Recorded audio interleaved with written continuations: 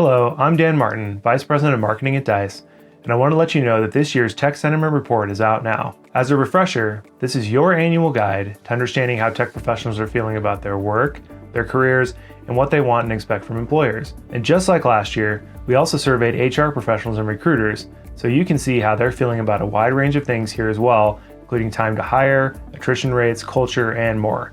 Here are a few of what I consider to be the head-turning findings from this year's report. First, remote work is still a big deal for tech professionals. 3/4 of those we interviewed said it was extremely or very important to work remotely at least 3 days a week.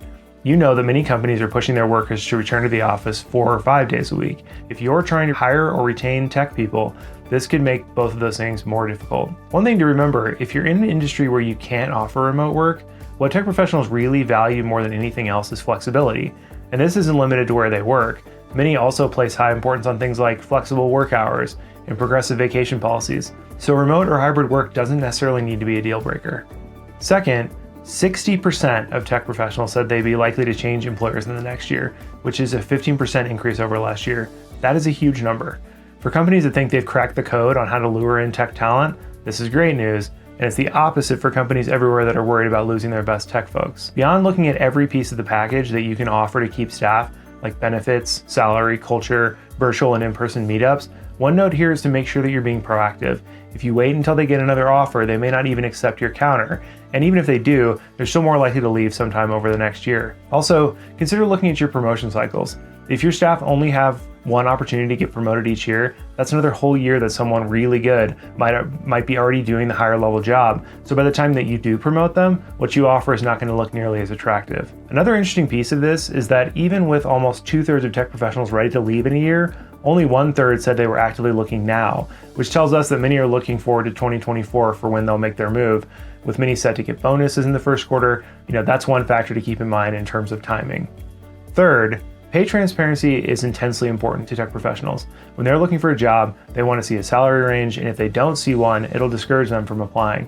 Despite that, only 44% of HR professionals said their job posts disclose pay information. There could be some legal reasons in some cases. If there aren't, your organization needs to be paying attention to this. And fourth, culture is a bigger differentiating factor than you probably think it is.